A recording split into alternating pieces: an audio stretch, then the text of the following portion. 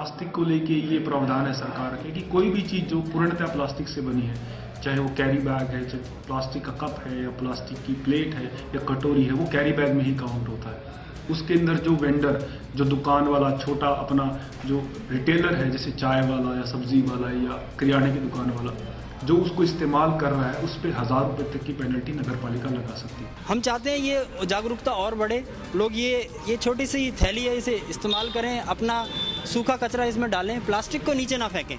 Plastic कभी नहीं मरता है, तो प्लास्टिक को आप बिल्कुल नीचे ना फेंकें और इसके अंदर डालें और कूड़ेदान में ही डालें। लगातार जागरूकता की बात की जाती है, फिर भी काम नहीं होता। अमित जी जयपुर से बने हैं, बताइए। सर मेरा क्वेश्चन डेप्यूटी मेयर सर से है। जी सर मैं ये जानना चाह रहा हूँ कि आपको अभियान चलाए 3 दिन हो गए हैं, आपने कितने लोगों पे 1 लाख रुपए का चालान किया है?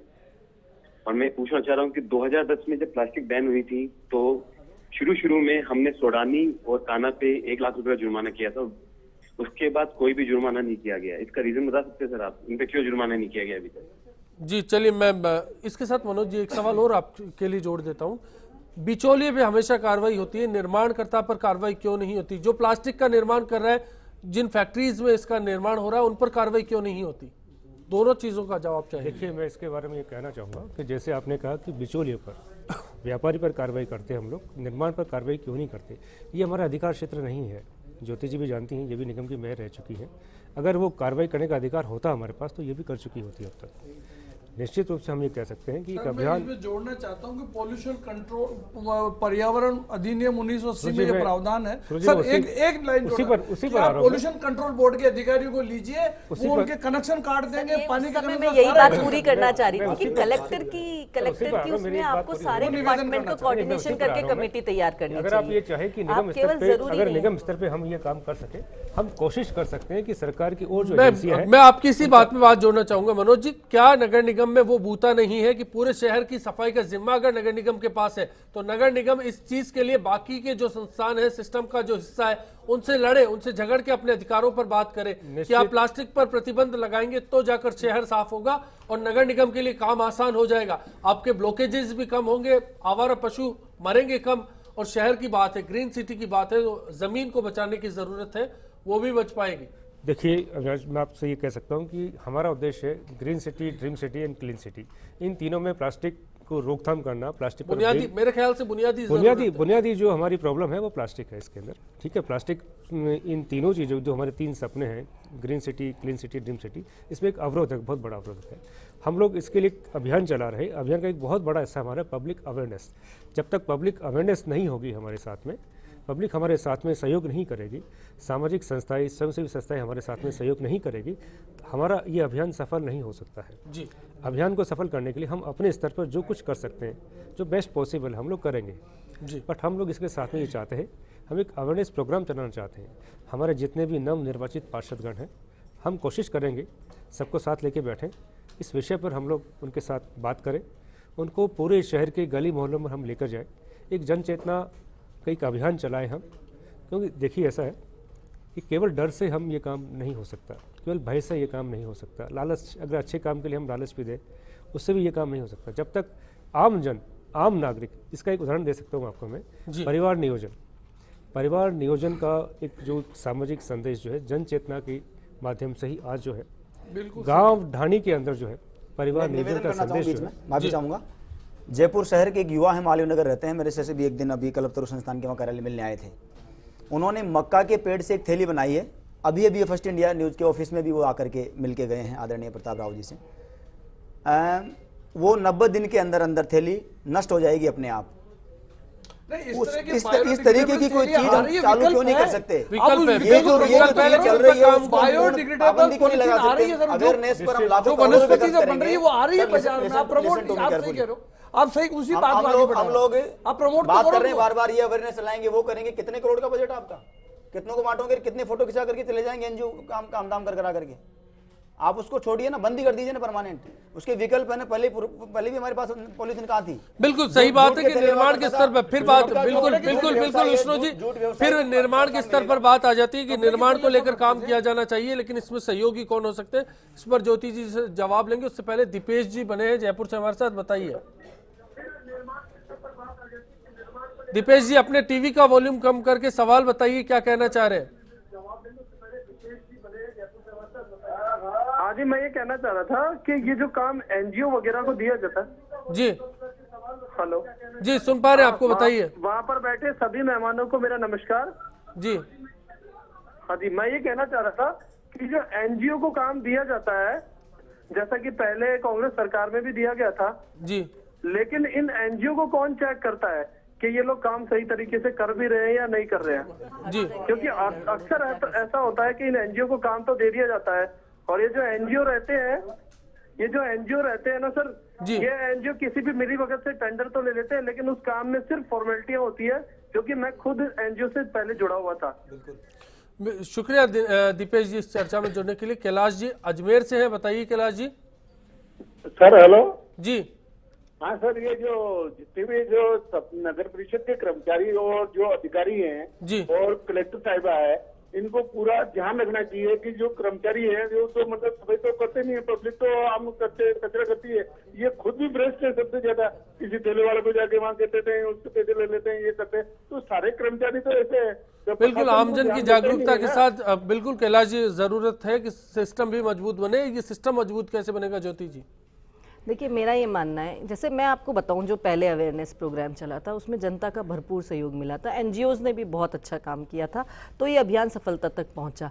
लेकिन उसके बाद ज़रूरी होता है कि और नीचे के लेवल तक जाए, और जो जैसे हमारे पार्षद जनप्रतिनिधि थे वो इसमें अपनी अपनी भूमिका निभाते तो और ज़्यादा ये अभियान जो है आगे सक्सेसफुल होकर के बढ़ सकता था, जो नहीं बढ़ पाया। मैं तो खुद ही आपकी सूरज जी की इस बात से सहमत हूँ, कुछ टाइम तक होकर के फिर ये कम हो गया। मेरा आगे के सुझाव, आगे कोई बात नहीं, आज से शुरू हुआ है, हम आज से जो अच्छा काम कर सकते हैं मैं उस पर जरूर आपका ध्यान आकर्षित करना चाहूंगी कि इसमें सबसे इम्पॉर्टेंट है, जो आप बार बार हर जगह से सवाल उठ करके आ रहा है कि आप प्रोडक्शन पर रोक लगाइए। आप जहां प्रोडक्शन हो रहा है उस पर कार्रवाई करिए, और सही बात कही थी मनोज जी ने कि वो कार्रवाई जो है वो नगर निगम को नहीं करनी है। इसलिए सरकार के स्तर पर कोई एक ऐसी कमेटी गठित हो जहां पे सारे जो डिपार्टमेंट इन्वॉल्व हो उनसे एक एक प्रतिनिधि वहां मौजूद हो और वो टीम बन करके इस तरह के कामों को अंजाम दिया जाए। दूसरा मेरे को लगता है कि बहुत अच्छा ये एक सजेशन, जैसा अभी विष्णु जी कह रहे थे कि विकल्प हैं बहुत सारे, तो जो लोग इन विकल्पों पर काम कर रहे हैं उनको सब्सिडी दी जाए, जिससे कि वो विकल्प जो है वो ज्यादा अच्छे से बाजार में उतर करके आ सके। आप जैसे अभी एक व्यक्ति ने कहा एनजीओज हैं वो भी काम नहीं करते, आप यहाँ पर आपके ऊपर चेक हो सकता है कि जो एनजीओज या जो व्यक्ति इस तरह के विकल्पों पे काम कर रहा है, इतना प्रोडक्शन करेगा उसे इतनी सब्सिडी दी जाएगी, तो वो विकल्प ज्यादा अच्छे तरीके से मार्केट में अवेलेबल हो पाएंगे और लोग उन तक पहुंच पाएंगे। और तीसरा मैं ये मानती हूँ कि एक बहुत इंपॉर्टेंट है कि जनता खुद देखिए, एक कोई चीज एक बार बंद हो गई, नहीं मिल रही, तो फिर जो है जनता की भी अवेयरनेस हो कि वो उसको दोबारा शुरू नहीं करे। और मेरा इसमें एक छोटा सा सजेशन और है कि अगर ये कहीं चीज़ दोबारा मिलती है तो कोई एक ऐसा कॉल सेंटर होना चाहिए जहां पे लोग अपनी शिकायत को चुपचाप भेज सके कि हमारे इलाके में अब ये पॉलीथीन दोबारा मिलनी शुरू हो गई है, इसलिए इस पर कार्रवाई की जाए। तो मुझे लगता है ये 3 ऐसे काम हैं जिनको कोई बहुत मुश्किल काम नहीं है, बहुत आसानी से हो भी सकते हैं, और इन कामों को अगर प्रॉपर इम्प्लीमेंटेशन अगर किया जाए तो पॉलीथीन मुक्त बनाने के लिए हम सक्षम हो सकते हैं। क्योंकि मैंने जयपुर की जनता को बहुत अच्छे उदाहरण प्रस्तुत करते हुए देखा है।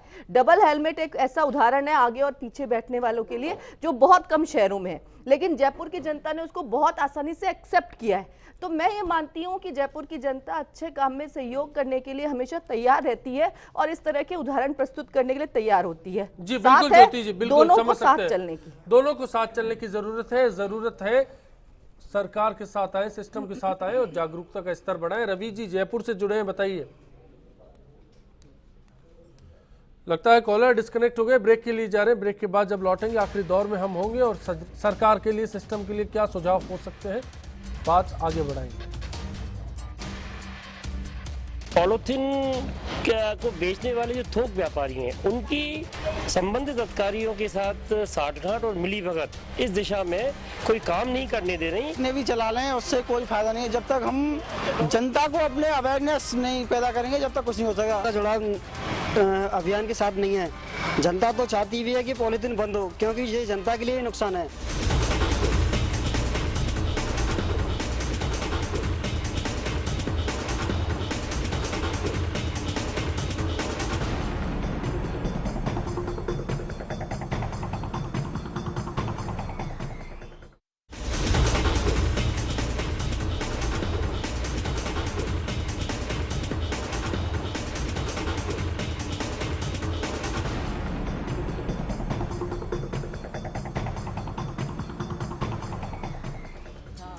फिर पॉलीथीन उत्सव शुरू। आज सवाल हमारा था कि क्या ये उत्सव पॉलीथीन पर प्रतिबंध का अभियान कामयाब कर पाएगा।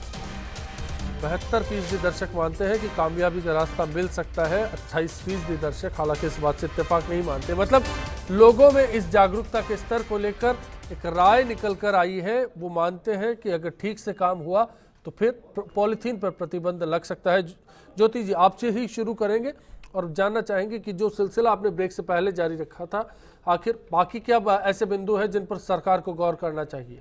देखिए, मैं तो आपके माध्यम से सरकार भी और जनता तक भी अपनी बात पहुंचाना चाहूँगी। थैली का यूज़ जो होता है उसको जब हम यूज़ करके और फेंक रहे हैं, उससे आपकी नालियाँ जाम हो रही हैं, आपकी ड्रेनेज जाम हो रही है, लोग अपने घर के बाहर की सीवर लाइन बंद हो जाती है, उससे परेशान होते हैं, वो डिस्पोज नहीं हो पाती है।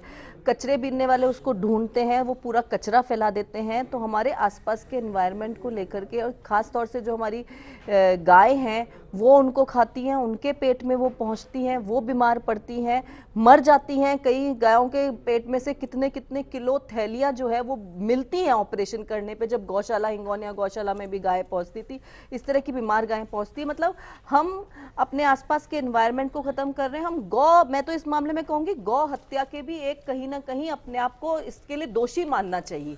और अगर हम इस तरह से अगर अपने आप को दोषी तो इस पर गौर किया जाना जरूरी है और आप लोगों को ध्यान रखना होगा। विष्णु जी, आपसे राय जानना चाहेंगे। सर, मैं ज्योति खंडेलवाल जी की बात की इसमें समर्थन करता हूं, क्योंकि जो हालात इन्होंने देखे हैं वो भी इस समय भी बरकरार हैं ऐसे कैसे। अब क्या किया जाना चाहिए, हम उस पर बात करें। पॉलीथीन पर पूर्ण पाबंदी लगा दीजिए। कुछ दिनों के लिए असहज महसूस होगा, सब लोग कपड़े का थैला सिलवा लेंगे। जितना हो सकेगा उतना तो कम से कम शहर में कम होगा जी। मैं चाहूँगा कि राज्य सरकार, माननीय डिप्टी महापौर साहब यहाँ विराजमान हैं, तुरंत प्रभाव से कम इसके लिए अपने विकल्प तलाशें। अभियान मतलब पकड़ने के अभियान से काम नहीं चलेगा। पकड़ने के अभियान से काम नहीं चलेगा साहब जी। फिर हमें बैठेंगे, फिर बातें करेंगे, फिर चले जाएंगे। सूरज जिद्दी साहब, आपको क्या राय नजर आती है? देखिए सर, मेरा सुझाव ये है कि केंद्र सरकार और राज्य सरकार ने एक राष्ट्रीय आजीविका मिशन प्रोग्राम चला रखा है और उस मिशन में यदि ये कपड़े के थैले बनाने का काम, जूट के थैले बनाने का काम, इस तरह के बनाने के काम गरीब औरतों को महिला स्वयं सहायता समूह बना के या दूसरे स्वयं सहायता समूह बना करके तैयार किए जाएं और नगर निगम आउटलेट बनाए, इनकी थोड़े थोड़े आउटलेट बनाए जाए, इसीलिए कपड़े के थैले उपलब्ध हो सकें। तो एक और तो गरीब लोगों को आजीविका मिशन में रोजगार मिलेगा और दूसरा, चूंकि गरीब मार्केटिंग नहीं कर सकता, तो मैं डिप्टी मेयर साहब ये मौजूद हैं, इनके पास कम से कम 100-150 ऐसे अभी भी इनको 100-150 आउटलेट खोलने हैं। तो मैं चाहूँगा कि इस तरह के कपड़े के थैले और जैसा कि इन्होंने जूट के थैले के लेकर उस और विकल्प जो बायोडिग्रेडेबल मटेरियल बाजार, उनके कियोस्क खोलें और लोगों से निवेदन करें कि भाई आप अगर नहीं कपड़े का बना सकते तो आप ये ले जाइए और सब्सिडाइज रेट पे दें। तो एक तरफ तो राष्ट्रीय आजीविका मिशन जो इनका दायित्व है उसको लाभ होगा, उसके लक्ष्य प्राप्त होंगे। दूसरा, जो weaker section of the society है उसको रोजगार मिलेगा और तीसरा, ये भी एक मार्केटिंग करेंगे तो नगर निगम का एक बहुत बड़ा योगदान होगा प्लास्टिक के उन्मूलन की तरफ। जी मनोज जी, आखिर में आपसे राय जानना चाहेंगे, फाइनल कमेंट आपसे लेना चाहेंगे कि जितने भी सुझाव आए उसके बाद अब जयपुर नगर निगम, बीजेपी सरकार, आप क्या करने जा रहे हैं? मैं पहले सूरज जी की बात का जवाब देना चाहूँगा कि नगर निगम ने शहरी आजीविका केंद्र की पहल पर जो है 4100 BPL महिलाओं का जी 410 स्वयं सहायता समूह जो है हमने बनाए थे। इसमें ज्योति जी के समय बने थे, वो केंद्र सरकार का और इसमें राज्य सरकार का इसमें योगदान था। हम लोग कोशिश करेंगे कि उस समूह को हम दोबारा प्रोत्साहन दें जी, उनका हम दोबारा सहयोग लें। और उस समय ये निश्चित हुआ था कि ये जो स्वयं सहायता समूह है कपड़े के थैले बनाएगी वो, और नगर निगम कैनोपी लगाकर जगह जगह जो मार्केट है, फल सब्जी मार्केट है और जो बड़ी मार्केट है वहाँ कैनोपी लगाएंगे और उसको बिक्री के लिए रखें। एक व्यावहारिक कदम होगा, एक न्यूनतम मार्जिन पे, ऑप्शन पर हो गया। ये तो बात ऑप्शन पर होगी, लेकिन जो प्लास्टिक मार्केट में आ रहा है, बाजार में आ रहा है, जिसकी आदत लोगों को हो चुकी है, उसको लेकर क्या किया जाएगा? देखिए, ऐसा निश्चित रूप से मैं भी ये मानता हूँ, व्यक्तिगत रूप से मानता हूँ मैं, और एक नगर निगम का एक पदभार मेरे पास में है, इस रूप से भी हम लोग कोशिश करेंगे। आज एक आम राय है कि पॉलीथीन पर बैन होना चाहिए, इस और हम लोग कोशिश करेंगे और निश्चित रूप से हम लोग और जो हमारे सरकार के जो तंत्र हैं उनका सहयोग लेंगे, उनसे निर्देशन लेंगे क्या हम इस दिशा में और क्या कर सकते हैं। जी चलिए, आप सभी इस चर्चा में शामिल हुए, आपका बहुत बहुत शुक्रिया। दर्शकों के साथ इसी उम्मीद के साथ विदा लेंगे कि आज के बाद आप पॉलीथीन का इस्तेमाल नहीं करेंगे अगर आप बिग फाइट के दर्शक हैं। नमस्कार।